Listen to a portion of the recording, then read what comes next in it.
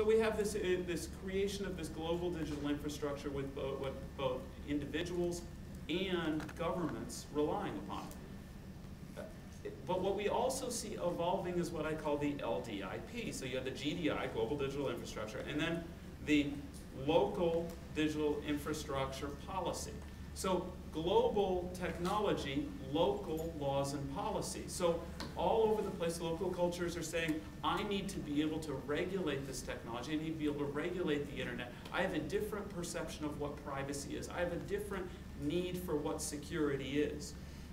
And it creates this conflict between the two that we're going to have to resolve. I'll talk a little bit about how I think that applies to privacy in just a second, and I won't take too much time, but I know Mark will cut me off if I do.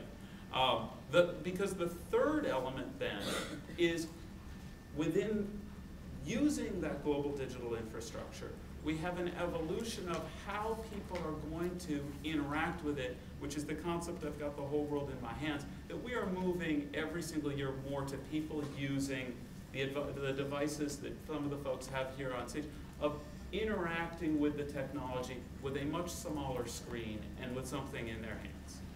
So the idea here is, how does that change what our policy requirements should be? And how do we react to that?